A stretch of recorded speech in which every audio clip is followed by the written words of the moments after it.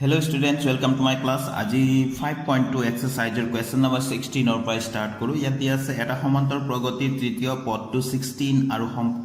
সপ্তম পদটো পঞ্চম পদত কৈ 12 ডাঙৰ সমান্তৰ প্ৰগতিটো নিৰ্ণয় কৰা। ঠিক আছে।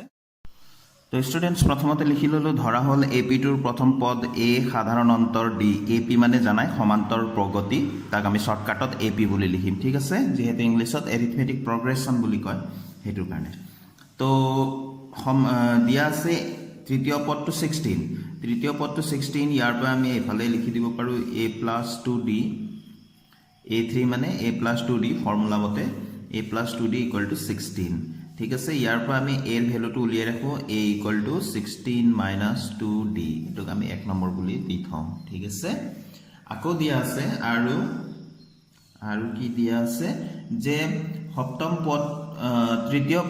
পদ সপ্তম পদটো পঞ্চম পদটোতকৈ 12 ডাঙৰ বুলি দিয়া আছিল। সপ্তম পদটো পঞ্চম পদটোতকৈ 12 ডাঙৰ। আৰু দিয়া আছিল A7 - A5 সপ্তম পদটো পঞ্চম পদতকৈ কিমান ডাঙৰ? 12 ডাঙৰ। তো A7 ৰ পৰা A5 মাইনাস কৰিলে কিমান হ'ব লাগে? 12 ডাঙৰ। তো A7 মানে সপ্তম পদ আৰু A5 মানে পঞ্চম পদ, এই দুটাৰ মাজত ডিফাৰেন্স কিমান আছে? 12 আছে। ঠিক আছে, তো ফৰ্মুলা মতে A7 মানে আমি লিখিব পাৰো A + 6D, এটো ব্ৰ্যাকেটত ৰাখিলো, আৰু A5 মানে A + 4D হয়নে ইকুৱেলছ 12। তো এতিয়া আমি ব্ৰ্যাকেট খুলিম A + 6D মাইনাস থাকিলে ভেক্টৰৰ সাইনবিলাক চেঞ্জ হ'ব, 4D = 12। তো A কেনসেল গ'ল হয়নে। তো 6D - 4D বাছিলে, 6D - 4D হলে কিমান হয়? 2D পাও = 12। তো এই 2 টো পূৰণ হৈ আছে, তো ইফালে হৰণ কৰিব লাগিব 12ক। তো সাইড চেঞ্জ হলে তলতে আহিব নহয় জানো, গতিকে আমি ডাইৰেক্ট কাটি দিব পাৰো 2 × 6 = 12, therefore D = 6। এতিয়া D ৰ মান আমি লৈ গৈ এই একত পাতিম। ঠিক আছে, যাতে A ৰ মান উলিয়াব পাৰো। A আৰু D ৰ মান আমি জানিলেহে সমান্তৰ প্ৰগতিটো আমি লিখিব পাৰিম। ঠিক আছে, তো এতিয়া একৰ পৰা আছিলে A = 16 - 2D আছিলে, তো 2 × D মানে 6, আৰু যেহেতু ইয়াত লিখি দিম D = 6 পাতি আমি ক'ত পাতিলো? 1 নং সমীকৰণত য'ত D আছিলে তাত গৈ পেলাই D ৰ মান পাতি দিলো। তো ইয়াত আমি A ৰ মান কিমান পাম?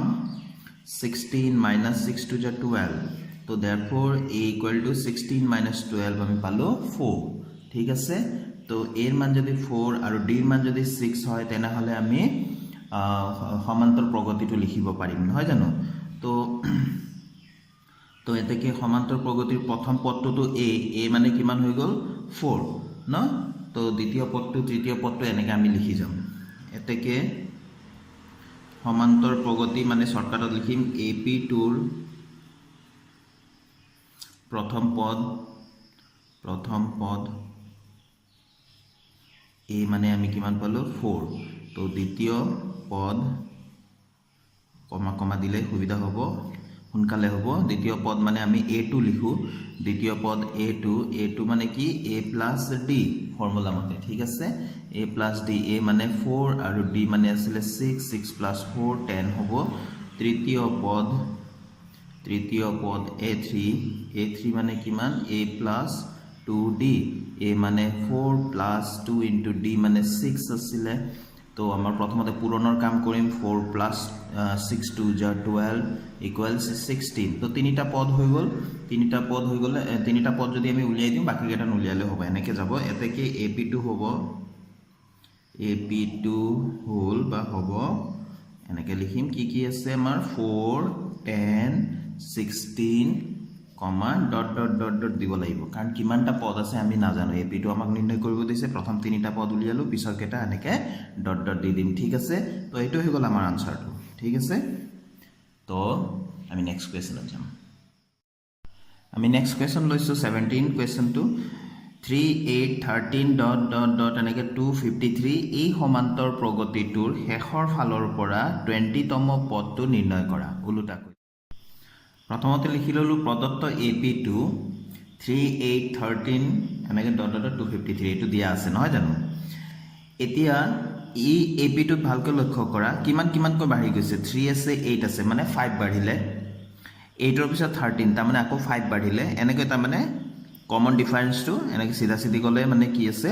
5 আছে তাৰমানে 5 কৈ বাঢ়ি গৈ আছে নহয় জানো তো শেষৰ ফালৰ পৰা আহিলে 5 কৈ কমি আহিব লাগিব কমি 3 হ'ব লাগিব নহয় জানো তো সিধা সিধিকৈ এফালৰ পৰা গ'লে 5 কৈ বাঢ়ি গৈছে উল্টাকৈ আহিলে 5 কৈ কমিব লাগিব তো আমি লিখিম এই এপিটোক যেটো দিয়া আছে শেষৰ ফালৰ পৰা লিখিলে হ'ব উল্টাকৈ লিখিম প্ৰথম কি হ'ব তেনেহলে 253 হ'ব তাৰ পিছত কিমান হ'ব 5 কমি গলে 248 হ'ব আকৌ 5 কমি গলে কিমান হ'ব 243 হ'ব এনেকৈ গৈ লাষ্টৰ ফালে কি হ'ব 8 হ'ব তাৰ পিছত একেবাৰে লাষ্টত কি হ'ব 3 হ'ব নহয় জানো 3 হ'ব তো এটো ভালকে চাবা যে যেটো দিয়া আছে এপিটো এই এপিটোক আমি উল্টাকৈ লিখিছো এফালে যেটো দিয়া আছিল হেতু 5 কৈ বাঢ়ি গৈছে যে উল্টাকৈ লিখিলে আমি কি হ'ব 5 কৈ কমাই লিখিব লাগিব তো ইয়াত এতিয়া কি হৈ যাব আমি ইয়াত a মানে কিমান আছে 253 প্ৰথম পদটো d মানে সাধাৰণ অন্তৰটো কি হ'ব শেষৰ পিছৰ পদটোৰ পৰা আগৰ পদটো মাইনাস কৰিম 248 - 253 সদায় মন কৰিবা সাধাৰণ অন্তৰ যেতিয়া নিৰ্ণয় কৰিম শেষৰ ফালৰ পৰা পিছৰটোৰ পৰা আগৰটো আমি মাইনাস কৰিম ঠিক আছে তো এটো আমাৰ কিমান হ'ব -5 আমি কি উলিয়াব লাগে শেষৰ ফালৰ পৰা 20তম পদটো নিৰ্ণয় কৰিব লাগে শেষৰ ফালৰ পৰা পদটো আমি এটো সমান্তৰ প্ৰগতিটো এটো লিখিলো এই সমান্তৰ প্ৰগতিটোৰ এতিয়া কি আমি 20তম পদটো উলিয়াব লাগে ঠিক আছে এতেকে a20 20তম পদটো কিমান হ'ব a + 19d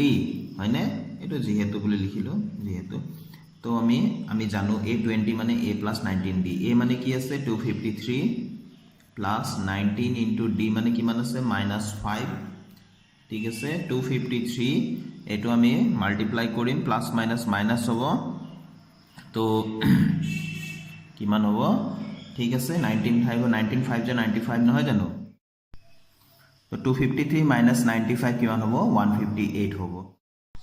শেষত আমি লিখি দিলো এতেকে শেষৰ ফালৰ পৰা 20তম পদটো 158 শেষৰ ফালৰ পৰা আমি উলিয়াব লগা 20তম পদটো হৈ গ'ল 158 ঠিক আছে এতিয়া আমি কোৱেশ্চন নম্বৰ 18 টো লৈছো ইয়াত দিয়া আছে এটা সমান্তৰ প্ৰগতিৰ চতুৰ্থ আৰু অষ্টম পদ দুটাৰ যোগফল 24 আৰু ষষ্ঠ আৰু দশম পদ দুটাৰ যোগফল 44 সমান্তৰ প্ৰগতিটোৰ প্ৰথম তিনিটা পদ নিৰ্ণয় কৰা অতি সহজ এটো আমি এতিয়া কৰিম তো প্ৰথমতে আমি লিখি ললো যে এপিটোৰ প্ৰথম পদ a সাধাৰণ অন্তৰ d বুলি আমি ধৰি ললো প্ৰথম প্ৰশ্ন মতে আমাক কি দিয়া আছিল যে চতুৰ্থ আৰু অষ্টম পদ দুটাৰ যোগফল a4 + a8 এই দুটাৰ যোগফল কিমান দিয়া আছিল 24 ঠিক আছে তো a4 মানে আমি ফৰ্মুলা মতে জানো a + 3d এটো প্লাস a8 মানে a + 7d হয়নে তো ইকুয়ালস 24 ইয়াত মই ব্র্যাকেট নাই দিয়া কাৰণ প্লাস চিন আছে প্লাস চিন থাকিলে চিন্তা নাই a4 মানে a + 3d a8 মানে a + 7d তো a কিমানটা হৈ গল দুটা a আৰু d কেইটা হৈ গল তিনিটা আৰু 7টা 10টা d হৈ গল ইকুয়ালস 24 ইয়াৰ পৰা আমি 2 কমন লব পাৰো যেটো 2 আমি a 24ক আমি হৰণ কৰিব পাৰো ইফালে সমান চিহ্ন ঋতু পাৰে তো আমি কমন লৈ লওঁ a plus থাকি গল ইয়াতে 2 5 গুণ 10 5d equals 24 এই 2 ৰে আমি 24 টো কাটিব পাৰো 2 1 2 2 2 4 তো a plus এৰ মানটো আমি ইয়াৰ পৰা উলিয়াই ৰাখো a equal এফালে আছিল 12 আৰু a 5d to plus 5d আছে সাইড চেঞ্জ কৰি দিও এতিয়া -5d হ'ব এটুক এটা সমীকৰণ নম্বৰ দি থলো 1 আকৌ দ্বিতীয় প্ৰশ্ন মতে সেকেন্ড আকৌ আৰু এটা কন্ডিশন দিয়া আছিল দ্বিতীয় প্ৰশ্ন মতে কি দিয়া আছে ষষ্ঠ আৰু দশম পদ দুটাৰ যোগফল a6 + a10 এই দুটাৰ পদৰ যোগফল কিমান দিয়া আছিল 44 হয়নে 44 দিয়া আছে a6 মানে ষষ্ঠ পদ a6 মানে কিমান হ'ব a + 5d ফৰ্মুলা মতে প্লাস আছে গতিকে চিন্তা নাই ব্র্যাকেট নিদিলে হ'ব 10 a10 দশম পদ a + 9d equals 44 তো কিমান হৈ যাব ইফালে a + a twice a আৰু ইফালে 5d plus 9d 14d equals 1 sorry ইফালে কিমান আছিলে 44 হয়নে ইয়াতো আমি 2 কমন লব পাৰো 2 কমন ললো a plus ইয়াতে কিমান হ'ব 2 7 যা 14 তো ইফালে 44 2 কমন লৈছো ইয়াৰ পৰা 2 14 14 মানে 2 7 গুণ 14 2 into 7 আছে তো ইয়াতো 2 আছে এই ভাগতো 2 আছে দুইটা 2 কমন লৈ আনিলো এটো a হল ইয়াতে 2 7 গুণ 14 হয় গতিকে 7 টো বাছিলে 7 আৰু d টো থাকিলে ঠিক আছে তো এই 2 আমি ইয়াতে কাটিব পাৰো কাৰণ এই 2 ইয়াত সকলো লগ পূৰণ হৈ আছে ইয়াক সাইড চেঞ্জ কৰিলে এই তলতে যাব হৰণে কৰিম আমি আলটিমেটলি 44 ক নহয় জানো তো আমি ইফালে পাম 22 ঠিক আছে তো ইয়াত আমি কৰিম a ইকুৱেলছ ইফালে 22 আছে আৰু ইফালে -7d 7d টো আমি এই সমান চিহ্নৰ ইটো পাৰে লৈ যাম ইফালে প্লাস আছে তো মাইনাস হ'ব ঠিক আছে এইবিলাক সমীকৰণ সমাধান নিশ্চয় তোমালোকে পাৰাই মই জানো তো এটো আমি ইকুৱেশ্যন নম্বৰ 2 দিলো ঠিক আছে তো ইকুৱেশ্যন নম্বৰ 1 তো সোয়া a = ইমান ইয়াতো a = ইমান তাৰ মানে বামফাল তো সমান চিহ্নৰ ইফালে a আছে ইয়াতো সমান চিহ্নৰ ইফালে a আছে বামফাল যদি সমান হয়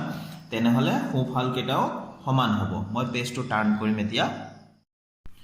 তো আমি 1 আৰু 2 পৰা লিখি ললো 12 - 5d = 22 - 7d কেনেকৈ পালো 1 নম্বৰ সমীকৰণৰ সোঁফালটো এটো আৰু 2 নম্বৰ সমীকৰণৰ সোঁফালটো এটো কাৰণ বাওঁফালে দুইটাৰে a আছিল নহয় জানো তো এতিয়া আমি d বিলাক এক সাইডত জানো এটো -5d ফালে আছে আৰু এই 7d টো মাইনাস আছে সাইড চেঞ্জ হৈ আহিলে কিমান হ'ব +7d আৰু ইফালে 22 আগৰ পৰা আছে এই 12 টো সাইড চেঞ্জ কৰি লৈ যাম -12 ঠিক আছে তো এতিয়া d এটা d প্লাসত আছে এটা d মাইনাসত আছে তেনেহলে আমি সদায় মাইনাসে কৰিম 2d হ'ব এটো প্লাসত 2d হ'ব কিয়নো 7 টো ডাঙৰ তাৰে চিন থাকিব প্লাস তো 22 - 10 মানে কিমান হ'ব 10 sorry 22 - 12 = 10 তো 2 5 যা 10 তো therefore d = কিমান পালো আমি 5 পালো এতিয়া 1 ৰ পৰা 1ত আমি d ৰ মান পাতিম a ৰ মান উলিয়াম 1 বা 2 যিকোনো পাতিলে হল মই 1ত পাতিছো ঠিক আছে 1ত আছিলে a = 12 - 5d তো d মানে d ৰ মান পাতিম 5 তো লিখি দিম d ৰ মান পাতি d = 5 পাতি এটো লিখি দিম ঠিক আছে তো ইয়াতে হৈ যাব a = 12 - 25 ঠিক আছে তো therefore a = পালো -13 কাৰণ 25 টো ডাঙৰ গতিকে তাৰ চিহ্নটো থাকিব এটো -13 পালো ঠিক আছে তো আমাৰ সমান্তৰাল প্ৰগতিৰ প্ৰথম তিনিটা পদ উলিয়াব দিছিলে তো প্ৰথম পদটো আমি পাই গলো এতেকে ap টোৰ প্ৰথম পদ a = -13 আৰু এতিয়া দ্বিতীয় পদ কি হ'ব দ্বিতীয় পদ a টো a প্লাস কি আছিল ফৰ্মুলা মতে দ্বিতীয় পদ a প্লাস d তো a মানে -13 আৰু d মানে আছে 5 তো -13 + 5 -8 হ'ব আৰু তৃতীয় পদ a3 মানে কিমান হ'ব a + 2d ফৰ্মুলা মতে a মানে কিমান আছে -13 * 2 * d মানে আছে আমাৰ 5 a প্লাস মানে -13 এটো প্লাস হ'ব আৰু 2d মানে 2 * d মানে d ৰ মান পাতি দিলো 5 তো এটো -13 প্লাস 5 * 2 = 10 ইকুৱেলস কিমান হ'ব নিশ্চয় -3 হ'ব তো আমাক মাত্ৰ তিনিটা পদ উলিয়াব দিছিলে তিনিটা পদ উলিয়াই ললো এতেকে ap টোৰ প্ৰথম তিনিটা পদ মানে সিৰিয়ালি প্ৰথম তিনিটা পদ কি উলালে তেনেহলে -13 -8 আৰু -3 এইকেটা ঠিক আছে এইটো হৈ গল আমাৰ উলিয়াব লগা আনসাৰটো ঠিক আছে এতিয়া স্টুডেন্টস কোৱেশ্চন নম্বৰ 19 টো লৈছো ইয়াতে আছে 1995 সনত চন্দনাই 5000 টকা বছৰিকীয়া দৰমহাত চাকৰি আৰম্ভ কৰিলে আৰু প্ৰতি বছৰে 200 টকাকৈ বৃদ্ধি লাভ কৰিলে কোন বছৰত তেওঁৰ দৰমহা 7000 টকা হ'ব তো 1995 তেওঁ আৰম্ভ কৰিলে যে 5000 টকা এবছৰলৈকে তেওঁ 5000 কৈ পাই থাকিব তাৰ পিছৰ বছৰত 20 কিমান 200 টকাকৈ বৃদ্ধি লাভ কৰিব তেনেহলে গৈ তেওঁ কোন বছৰত 7000 টকা হ'ব কিমানতম বছৰত 7000 টকা হ'ব হেতুই আমি উলিয়াব লাগে ঠিক আছে তো আমি লিখিম ইয়াত প্ৰথম পদ এ মানে আছে কি প্ৰথমতে দৰমহা কিমান আছে 5000 ঠিক আছে প্ৰথম এটো তাৰপিছত প্ৰতি বছৰে বাঢ়ি যায় যেটো হেতু হ'ব সাধাৰণ অন্তৰ ডি কিমান আছে কমন ডিফাৰেন্স বা সাধাৰণ অন্তৰটো 200 কৈ প্ৰতি বছৰতে ইমান কৈ পাৰ্থক্য থাকিব তাৰ মানে প্ৰথম বছৰত 5000 আছে যদি পিছৰ বছৰত কিমান হ'ব 5200 rupees হয়নে তো গতিকে এটো তাৰ পিছৰ বছৰত কিমান হ'ব 5400 rupees হয়নে তেনেকৈ আমাৰ বাঢ়ি গৈ থাকিব ঠিক আছে তাৰ পিছত অন্তিমত কিমান হ'ব বুলি কৈছে অন্তিম যেটো এ এন বুলি কলো অন্তিম পদ বা এন তম পদ কিমান হ'ব বুলি কৈছে 7000 নহয় জানো আমি কি উলিয়াব লাগে এন উলিয়াব লাগে তাৰ মানে এই এন টো কিমান বছৰত গৈ প্লাই অন্তিম যেটো অন্তিমত কিমান বছৰত গৈ প্লাই তাৰ কিমান হ'ব 7000 হ'ব এই এন টো আমি উলিয়াব লাগে ঠিক আছে আমি লিখিম যেহেতু A N equal to 7000 A N এর ফর্মুলা এটা আছে a plus n minus 1 into d এটো কিমান হল 7000 এতিয়া a আৰু d এৰ মানটো পাতি দিম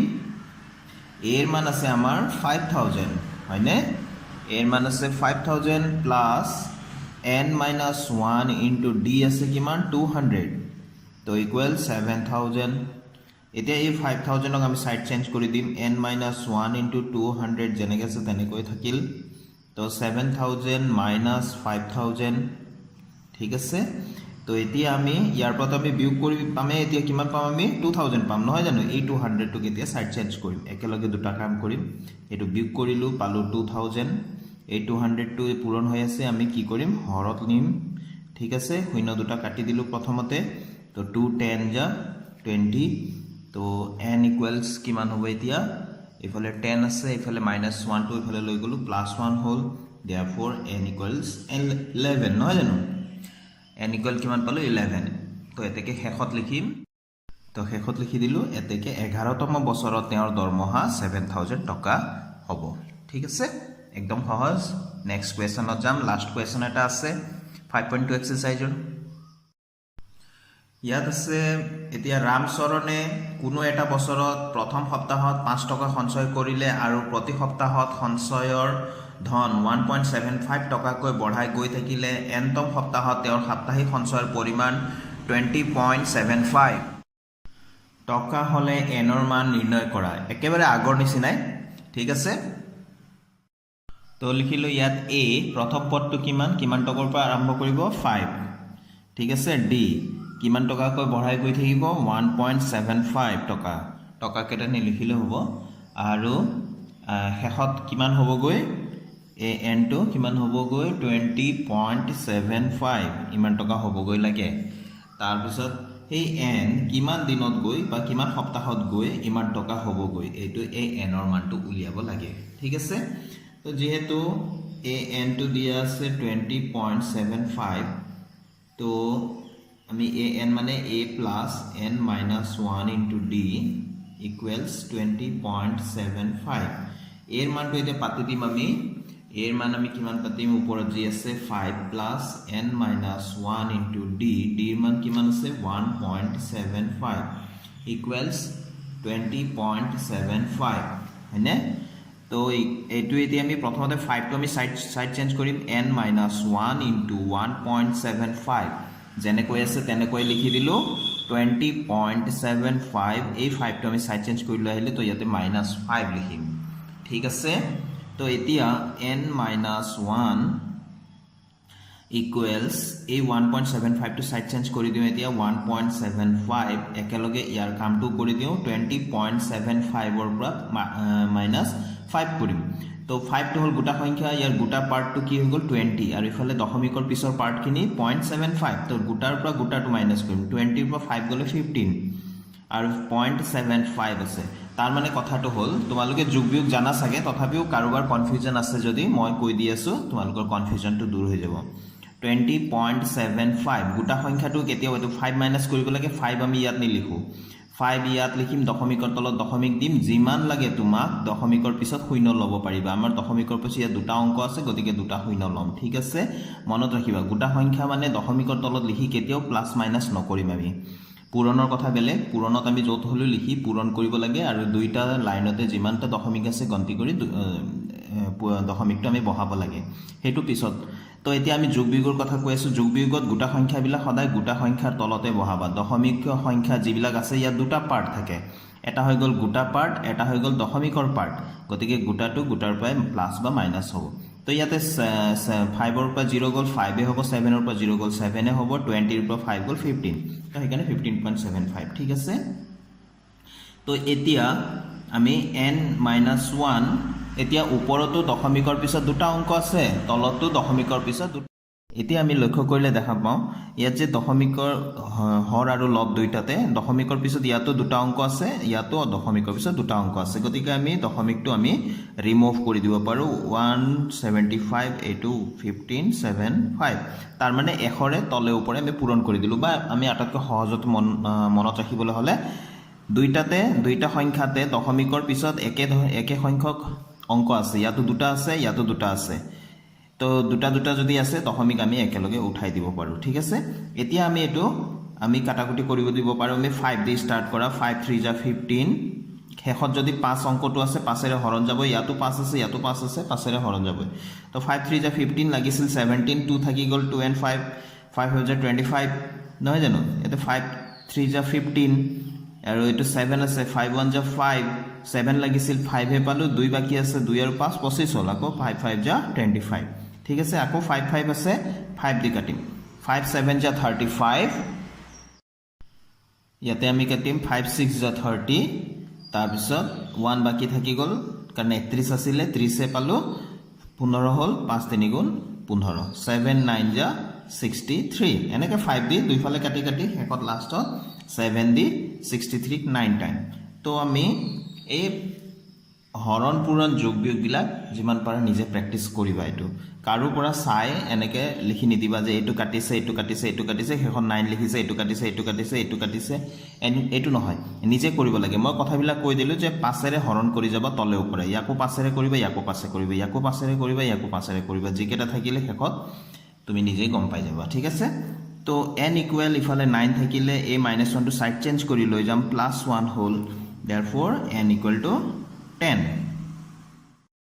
তো ইয়াত আমাক n ৰ মান উলিয়াব কৈছিলে আমি n ৰ মান ডাইৰেক্ট পাই গলো এটো হৈ গল আমাৰ আনসাৰটো ঠিক আছে তো স্টুডেন্টস ইয়াতে আমাৰ 5.2 এক্সাৰসাইজ শেষ হল এটো কোৱেশ্চনৰ লগে তো আজি ভিডিওটো মই ইয়াতে সামৰিছো আশা কৰো মোৰ ভিডিও তোমালোকক সহায় কৰি আছে ভালকৈ অংকবিলাক কৰি আছা তোমালোকে তো মোৰ ভিডিও যদি ভাল লাগে তোমালোকে লাইক এটা কৰি যাবা আৰু মোৰ চেনেলটোৰ বিষয়ে নিজৰ ফ্ৰেণ্ডছৰ মাজতো শেয়াৰ কৰিবা তোমালোকে যদি সাবস্ক্ৰাইব কৰা নাই এতিয়াও সাবস্ক্ৰাইব কৰি লবা নিজৰ ফ্ৰেণ্ড সকলকো সাবস্ক্ৰাইব কৰাবা thank you students for watching